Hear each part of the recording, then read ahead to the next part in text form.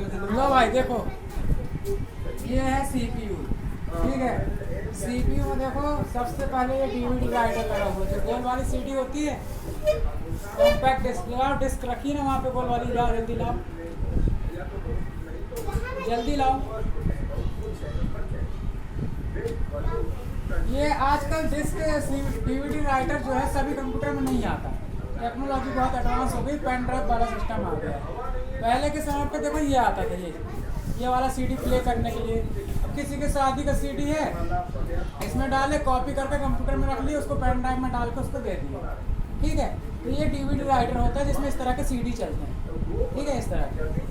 और दूसरा चीज़ है, ये लैपटॉप में भी होता है, साइड की तरफ यहाँ पर, यहाँ इस प्लेट पे साइड में लगा होता है। ठीक है, और अगर नहीं है, जैसे आज के चलन में ये चीज़ें नहीं आती, तो इसके लिए एक्सटर्नल डीवीडी राइटर आता है, वो भी मैं दिखा देता हूँ किस तरह का होता है। ठीक है,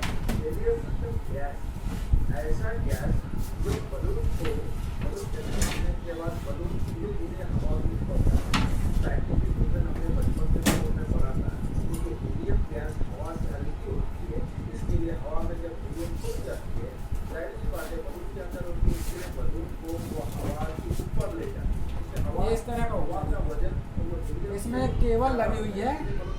ये डीवीडी राइटर को सिग्नल्स देने के लिए, कौन से सिग्नल्स, ये दो पोर्ट इसमें दिए हुए हैं। यूएसबी पोर्ट, देखो यूनिवर्सल सीरियल यूएसबी पोर्ट दिए हुए हैं, ये दोनों कंप्यूटर में कनेक्ट हो जाएंगे। देखो ये जो सीपीयू है हमारा, जो कि एक कंप्यूटर है, ये यूएसबी पोर्ट का खांचा दिया हुआ है, इसमें हम इसको कनेक्ट करेंगे। ये अब मान लीजिए इस सीपीयू में डीवीडी राइटर नहीं है, ये आ गया डीवीडी राइटर। अब इसमें बटन दिया हुआ सामने, इस बटन को हम क्लिक करेंगे, ये खुलेगा सामने से।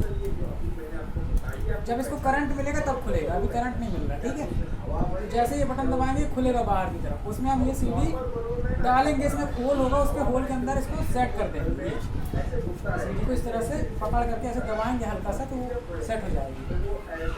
फिर ये सीडी जब इसके अंदर जाएगा, तो डीवीडी राइटर जब घूमता है तो हल्की झंझनाहट आती है इसमें, बहुत तेज़ी से सीडी इसमें घूमता है, क्योंकि जो डेटा होता है वो इन प्लेट में चारों साइड सेक्टर्स में डिवाइड होता है, जमा होता है। ठीक है, डेटा, तो वो डेटा को एक्सेस करता है, इसलिए घूमता है। ठीक है, इस तरह से ये टेक्नोलॉजी काम करती है। इसको अलग कर देते हैं, ये हमने बता दिया। टीवी हाँ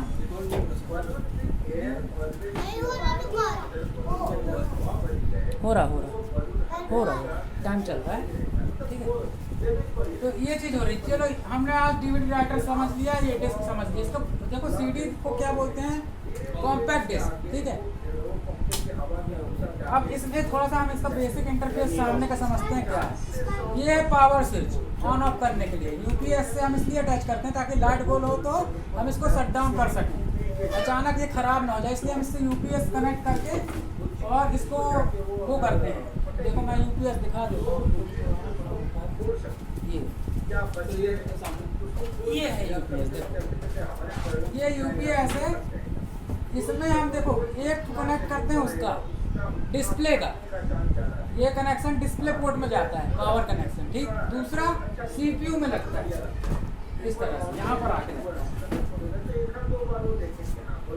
पावर।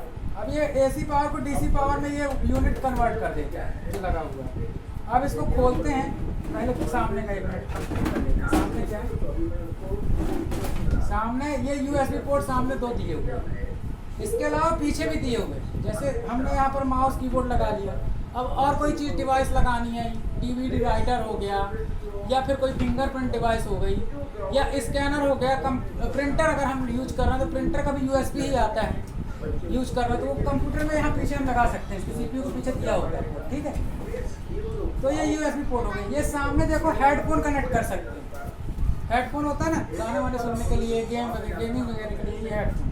ये दूसरा है माइक के लिए, माइक यदि आप कोई रिकॉर्डिंग कर रहा हो, स्क्रीन रिकॉर्डिंग करके कई ट्यूटोरियल लोग बनाते हैं, जैसे अब वो लगाया हुआ है, जूम में मीटिंग चल रहा है। ठीक है, तो वो माइक वगैरह यहाँ से हम अलग से लगा सकते हैं आवाज़ की अच्छी क्वालिटी के लिए, ताकि अच्छी तरह से आवाज़ पहुँचे सामने की। ठीक है, ये हो गया। और ये पावर स्विच हो गया। ठीक है, कंप्यूटर को स्टार्ट करने के लिए यूपीएस चालू किया, यूपीएस का सामने से बटन दबाया, जैसा कि आप लोग कर रहे हो प्रतिदिन। ठीक है, उसके बाद पावर यहाँ से इसमें आ गया, अब हम यहाँ से स्विच ऑन करेंगे तो ये चालू हो जाएगा, बूटिंग प्रोसेस पोस्ट चालू हो जाएगा। ठीक है, अच्छा, ये छोटा सा बटन जो दिख रहा है ये है रीस्टार्ट के लिए। बहुत सारे केस में ऐसा होता है कि जब हमारा कंप्यूटर हैंग हो गया, ठीक है, काम नहीं कर रहा, कोई बटन काम नहीं कर रही, माउस काम नहीं कर रहा, तो उस केस में हम ये रीस्टार्ट बटन दबा देते हैं ताकि कंप्यूटर वापस से बंद हो पाए, फिर से चालू होगा। ठीक है, तो उस केस में जो हैंगिंग प्रॉब्लम है, दिक्कत होती है, जिसमें कंप्यूटर काम नहीं कर रहा, तो वो सब सॉल्व हो जाता है। ठीक, चलो अब इसका ये ढांचा जो है इसके अंदर का समझेंगे। यहाँ सीपीयू के अंदर क्या क्या होता है, ये पीछे से स्क्रू खोलेंगे। ठीक है, इस साइड ये मदरबोर्ड लगा हुआ है, सारी कनेक्टिविटी यहाँ दी गई है। देखो यहीं से सारे कनेक्शंस होते हैं। डिस्प्ले का ये वाला है VGA पोर्ट। ठीक है, ये प्रिंटर का पोर्ट है, जो डॉट मैट्रिक्स प्रिंटर यूज होते हैं, गवर्नमेंट ऑफिस में ज़्यादातर यूज होते हैं ये प्रिंटर। ठीक है, ये USB 4 पोर्ट दिए हैं, 4। और ये जो पोर्ट दिया है ये लैन के लिए दिया है, लैन लोकल एरिया नेटवर्क, मतलब इंटरनेट की वायर के थ्रू कनेक्टिविटी करने के लिए। ठीक है, और ये वापस से हमारे पास ऑडियो पोर्ट है, कुछ स्पीकर्स हैं। होम थिएटर आपको टच करना है, इससे हो जाएगा। माइक टच करना है, यहाँ से भी हो जाएगा। सामने भी दिया है, पीछे भी दिया है। ठीक है, ये पोर्ट खोल, चलो इसको खोलते हैं।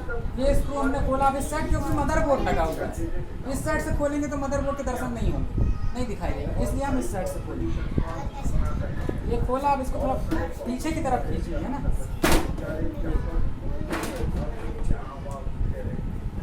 अब क्योंकि इसमें पंखा लगा होता है, कई पंखे लगे होते हैं, एक पंखा तो ये लगा है, एक यहाँ पे लगा है ये।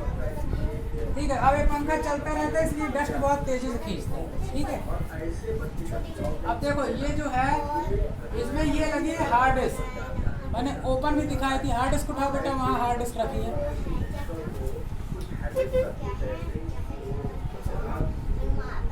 अभी हमने इस कंप्यूटर को स्टार्ट किया तो क्योंकि ये काफ़ी दिन से बंद रखा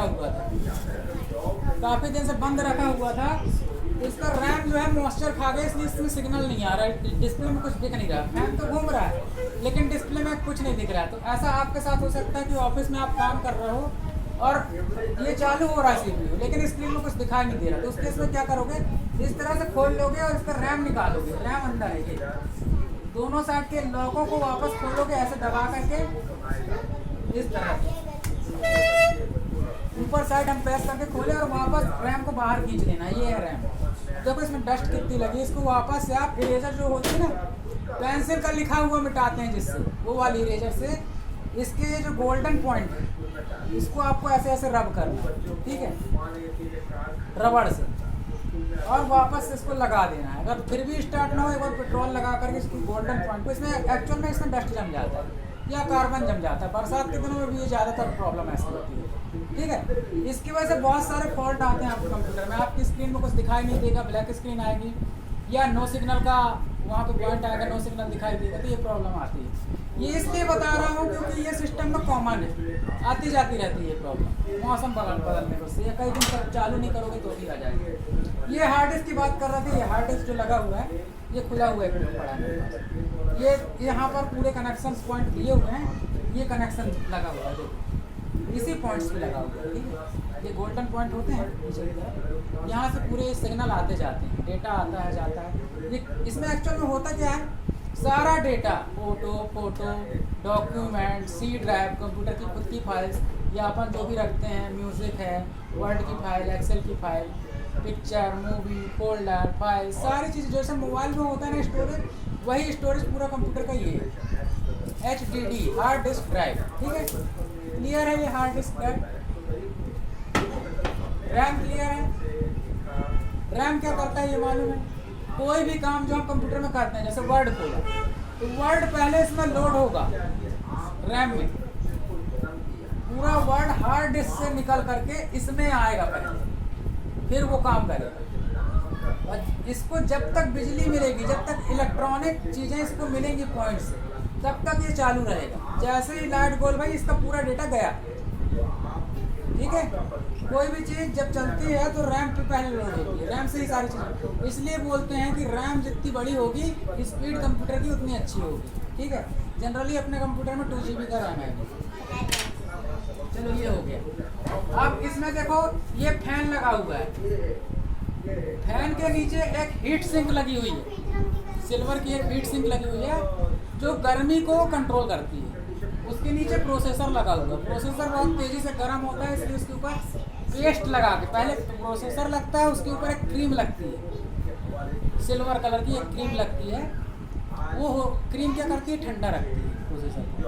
उसके ऊपर हीट सिंक लगा होता है, ये सिल्वर सॉरी एल्यूमिनियम का हीट सिंक लगा होता है, उसके ऊपर एक फैन लगा है, ठीक है। ये प्रोसेसर बहुत ज़्यादा गर्म ना हो, नहीं तो हैंग हो जाएगा कंप्यूटर, इसलिए ये सब पूरा इस तरह से बनाया गया है। इसके अलावा देखिए ये आपका 24 पिन का कनेक्शन लगा हुआ है, जो यहाँ से आ रहा है, SMPS switch mode power supply unit, जो AC करंट को DC वोल्टेज में करंट करता है, ये कन्वर्ट करता है। और हर एक चीज़ को, हर एक सेक्शन में, मदरबोर्ड में जितने सेक्शन हैं सबको एक अलग अलग वोल्टेज चाहिए, ठीक है। बायोस सेक्शन को अलग वोल्टेज चाहिए, रैम को अलग वोल्टेज चाहिए, हार्ड डिस्क को अलग वोल्टेज चाहिए, अलग अलग वोल्टेज पे सब काम करते हैं। इसीलिए ये सारे वायर जो हैं ये अलग अलग वोल्टेज को आउट करता है और डिवाइसों को देता है जिसको जितना वोल्टेज चाहिए। अगर वोल्टेज का मेंटेनेंस बिगड़ा तो आपके कंप्यूटर में प्रॉब्लम चालू, ठीक है। तो ये चीज़ हो गई। अब ये बायोस बैटरी जो लगी हुई है, इसका मैंने पहले भी आपको बताया था, चैनल पे इसका वीडियो भी एक बार और बता देता हूँ। ये क्या करती है, कंप्यूटर में जो टाइम और डेट दिखाई देता है, बहुत से कंप्यूटर में टाइम और डेट करेक्ट दिखाता है, बहुत समय नहीं दिखाता। आप देख सकते हो, है ना, 20 कंप्यूटर लगे हुए हैं, इसमें देख सकते हो किसी किसी में ये सेल, ये वाला सेल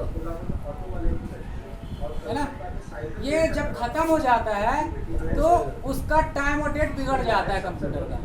तो हमको जितनी बार कंप्यूटर चालू करेंगे उतनी बार हमको टाइम डेट सुधारना पड़ेगा। अगर नहीं सुधारेंगे तो हमारे कंप्यूटर पर इंटरनेट नहीं चलेगा। टाइम और डेट कंप्यूटर पर करेक्ट होना चाहिए, तभी उसमें इंटरनेट चलेगा, ठीक है। ये कुछ ऐसी इंपॉर्टेंट चीज़ें हैं जो लोगों को कंप्यूटर यूज करते हैं लेकिन पता नहीं रहता। फिर वो टेक्निकल के पास जाते हैं तो वो कुछ चार्ज लेता है ना, ठगता है, छोटा सा काम कर देता है, 10 रुपये का सेल मार के देता है, ठीक है। सेल को बदल दो, टाइम डेट एक बार सुधार दो, फिर दोबारा नहीं सुधारना पड़ेगा। वो जो सिस्टम है मेन वाला, उसमें सेल सही है, ऑटोमेटिक टाइम अपडेट हो जाता है, चेंज नहीं करना पड़ता, सुधारना नहीं पड़ता, ठीक है। ये बायोस बैटरी कहलाती है। टाइप कर ले थोड़ा सा, सेमीकंडक्टर भी बहुत, हाँ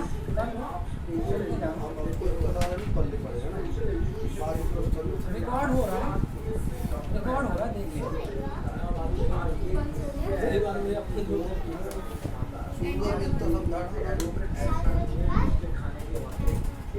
ये जो बोर्ड लगा हुआ है अंदर, मदरबोर्ड बोलते हैं इसको, इसमें सारी डिवाइसें मिलेंगी, सारे कनेक्शंस मिलेंगे, ठीक है, सारी कनेक्टिविटी इसी में होती है। और तो इसमें कुछ है नहीं, ये चीज़ बस इतना समझा, ठीक है।